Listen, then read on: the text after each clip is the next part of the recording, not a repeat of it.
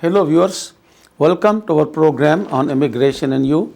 I am your immigration attorney Michael Fulwani, and once again we have with us attorney David Nachman. David, welcome. Thank you so much, Michael. David, Glad to be here. we have a lot of questions, and a lot of questions were there actually, a selected few, which I think are very important and would be interesting and helpful. I'm glad to our we have viewers. many questions, Of course, of That course. means that our viewers are watching and listening, and that makes us feel very important. Yes, and that's why today's program and the next program, we are dedicating both of the programs for answering all your questions. Excellent. Here is the first one. This guy is a US citizen and he filed an I-130 petition for the wife. He got married and the immigration services processing, and he was told that it's going to be about 12 or 14 months for the completion of the processing for the wife to get an immigrant visa and come here. Right. But this guy loves his wife. I mean, newly married. Obviously, I don't blame him, right? Do you blame him? Nope, not at all. He wants to stay with his wife in India. Okay. And he says Well, it's a long time to be separated. otherwise, but he's staying with her. He's going to stay. Okay. He says, any question, any problem? No, there's a hidden problem. I want to ask you this question. There's something hidden there that normally person says, no problem, stay, who cares? But I want to ask you this question. Do you think there's any problem in that? Well, and if you ask the layman, the answer would be probably no. Why? But we have enough experience with these situations where what we have is we have a domicile issue. That if the individual goes back to India, then the question becomes, what is the domicile? Is the domicile in the United States, or is the domicile back in India? Very good, David. Okay, little more information. Domicile issue is the problem. Now you will say, what has domicile got to do with this?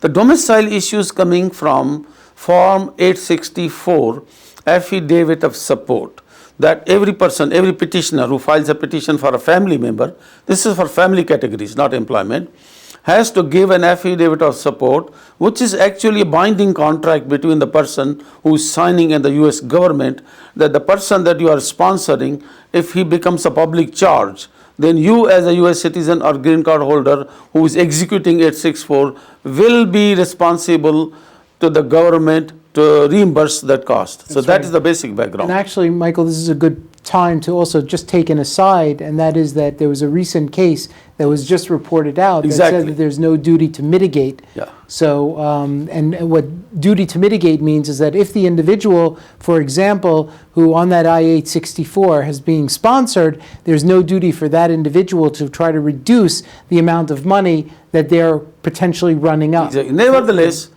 there's a condition attached that in order for the petitioner to give that affidavit of support 864, he must be domiciled in the United States. Right. Now, people don't understand. Domicile means you must be permanently residing here in the US. That doesn't mean you cannot travel. You can travel, go back and forth, but the duration is looked upon. Like if you are living someplace a year or more, obviously you are no longer living in US, right, for example. Well, the legal definition, Michael, of domicile means your intention of where you intend to return. And by virtue of the individual being outside the United States, they call into question the intent. Yeah. And that's what the government I know, but the American intent. councils, I'm just telling you. Yeah, that's how they view it. They view, even 8 or 10 months out, they say, no, you are living here, you have left your residence back home. Right. So, of course, there is a clause to re-establish. Again, few cases we have done it, where the council denied the visa, not permanently, temporarily. They say that you have to establish the domicile. But the regulations say that you are at liberty to go back to US and you stay some period of time, enough time so that we are satisfied that you have re-established the domicile. So we tell the people that you can go back to the US and rule of the thumb is about 5 to 6 months. The petitioner comes back, states, gives the documents, the copy of the lease, the tax returns, job letters, bank statements, credit card, driver license, whatever, generally like you and me would have. So that is why this person should be careful, the person who has asked this question. The best thing is for him not to stay back long time. Even if he has stayed for a year and he feels that it's going to be another few months, he should come back and be in the US. So when the wife goes for interview, say, where your husband is in the US. Or maybe like trips back and forth or something like that. A couple of trips back and forth. Okay. Yeah. Okay, so that's the answer to this question. Now, this another question is from a husband who is in a valid H-1B, and he got a labor certification approved, the I-140 petition is approved, but the priority date is January of 2010. Now, the EB2 category, so which is not bad, but it's still EB2 category for India is unavailable and may become available. We just talked last time about the cutoff dates. Right. Looks like that even with the 2000 date, this person may have to stay another 3 or 4 years. Now, the wife is on H4 status, and she has a PhD in biochemistry, and she wants to work desperately. She says, I want to work, Mr. Kanakman, Mr. Pulwani, help me. And what are the options for her?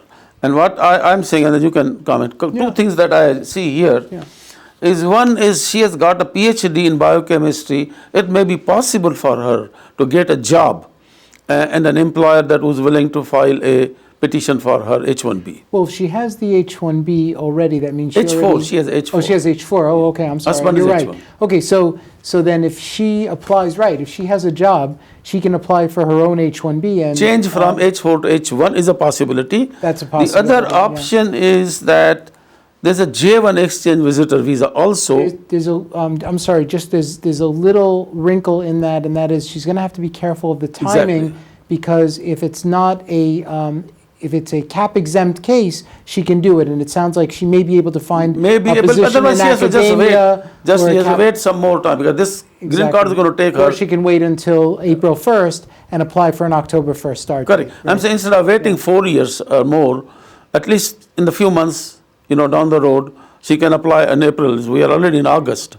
So this will work out, I think. I'd love to see a resume from her, because the other Absolutely. thing I'm thinking is the possibility that she may be able to qualify as an outstanding researcher, since she's a researcher, scientist, and PhD. And then as an EB1, there's no backlog, and Yeah, but she may that be again, able to... outstanding, the word is, that's something Yeah. to be seen. Right, we need to see the resume to make that determination. And the other option is, J1 is an option, but J1 you have to be very careful. Yeah. As long as it is not subject to the 2-year requirement. We prefer It not can to be use cha- that. Yeah, I'm saying as long as there's no 2-year residency requirement, requirement then doesn't it can change to J1, and that will not prevent her from adjusting the status. Exactly. So that's answer number 2. There's more questions. Okay, good. Mr. Shah came to the US on visitor visa in March of 2011, and then he changed to H-1B in October of 2011. Then he went back to India in May of 2002, recently. He went to India because I think the father was sick or something, and he applied for H-1B stamp. Because people told him, no problem, you are on a valid H1, you are complying with all the regulations, the requirements, the job, where the job is happening. My friend told me, no problem. Yeah, no right? problem. Yeah. He says, no problem. So he didn't No talk to problem anybody. until there's a He didn't problem. talk to you, he didn't talk to me, he just went. Okay. And he applied for a visa, consul denied 221G. Okay. And it's more than 2 months, and he has been calling and nothing is happening. So he's getting frustrated, and his employer has told him that the customer for which you are working is very, very much upset. He wants you back as soon as possible. Right. So when are you coming back? If you don't come back soon, then you will lose the job. Right. So he's desperate. Now, what is he supposed to do? What is the problem? And this is my guess is this, and then you can make more comments on that. First of all, he came on a visitor visa and changed to H-1B. And then we have to see, because we have only this brief information. Something like that, we will tell a person, sit down, bring your whole file, let us examine everything. From that file, from that information, most of the time you and me are able to see what the possible problems may be. Right. So he changed from B2 to H-1B after maybe 2-3 months. There is a question about preconceived intent. When he left for US on a visitor visa, was he planning to visit maybe a month or two and come back? Or already he has in mind that as soon as he reaches, he might already talk to an employer who says, somehow just get a visitor visa, come here, then I'll sponsor you and all that. So that is called a preconceived intent.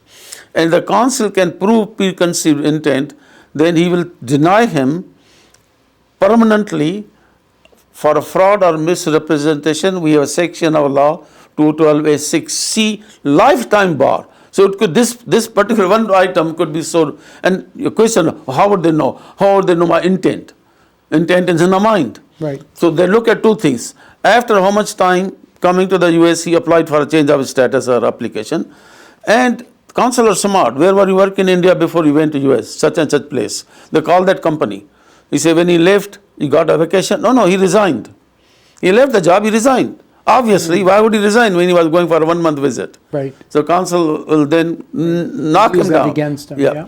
The other thing is that if that's not the case, then they're sometimes worried about the employer's background. We know a lot of H-1B employers are under investigation and they are doing hanky-pankies, not paying the proper wages, putting on bench, this and that. Then in that case, they may be looking at talking to the employer. Maybe they do that. Believe me, they pick up a phone in the night. I've seen cases. They'll call the contractor company. They'll contact the employer to find out more information about his payroll, about working and where he's working now and all that. So that may be a reason. And sometimes the employee's background. There may be some pins or holes in his education, in his experience, what he used to get H-1 visa. That is another possibility. The TAL alert is sometimes they have a kind of job with a technology alert. Yeah, technical alert list. Alert list. Yeah. So that is something that's not too bad because they're only getting a clarification as to whether he falls in that category. And then rare cases, there's a security clearance issue. So these are my thoughts, and you want to Any share. number of reasons why the individual could be held at the consulate. It's very difficult to tell. I mean, when we were in India Yes. last, in April, we had an individual who met with us who was a research scientist who had his case under administrative processing. And we intervened as liaison to the consulate, and we were able to get that case through very quickly for him. I think that that may have been a technical alert list issue. And it's only when we look at those issues and look at the individual's resume and get a sense of all the facts and what's going on, only then can we try to figure out what classification or what pigeonhole, if you will, that you're pointing out is the reason why the consulate's holding it up. Also, there was a little additional question he was asking, do I need a lawyer to help me on this? Now, that's each up to an individual or the employer whether they want to hire a lawyer, but we had a couple of cases. Actually, we had the same in our firm, a question that the person went the same thing, H1, and then it was held up, and we sent a representation that to the consul to see, tell us now what's the problem. Because they had initially asked for some additional documents, Right. which he submitted. And when we send the letter, they might have gone through the file. Sometimes they get a document that's still lying there. They might not have reviewed and made a decision. So when you push them to let us know, they went through the file, they realized they have everything else and there's nothing really more. So they just called him to, okay, come in, and they issued the visa. That's right. So, I mean, not every case, you see, that's like a security clearance. It's very difficult that just because an attorney sends a letter, they say we will issue without a security clearance. They're not going to do that. Right, exactly. But at least we want to know. They will at least to find out what the issue is, how we can solve. Do you need more documents? Do you need anything that we can help you? Give you that will help you in making a final decision. Yeah. So it is definitely in most cases I would say it helps. But again, we don't make that decision whether you hire a lawyer or not. Well, I'll give you my humble opinion, Michael. My humble opinion is I think that the State Department, these are probably never things that are spoken of, but I think that they know what the attrition rate is for people who don't hire legal counsel. And for people who get inquiries and get sent away, I think that a lot of them never come back. And they like that, and that works for them because they're the gatekeepers, and that's their job, is to keep those gates closed. But when you or I or any other lawyer sends that letter and is willing to go Any to other bat lawyer for the client, and a good lawyer, I would say. Good Because I have lawyers, seen right, of the course, consuls have told me when I meet them one or twice. He said, Mr. Fulani, you don't know the kind of letters we get. We wonder whether this is a lawyer or not a lawyer. Right, the ones who know what they're doing. If they're willing to go to bat for the client and they're willing to really take up the cause, I think that that's ultimately what's going to change the tide. Thank you very much, David. A lot more questions. We will continue most of the remaining questions on our next program. Don't forget to watch us every Saturday and Sunday. Thank you very much for watching the program, and goodbye. And don't forget to email us.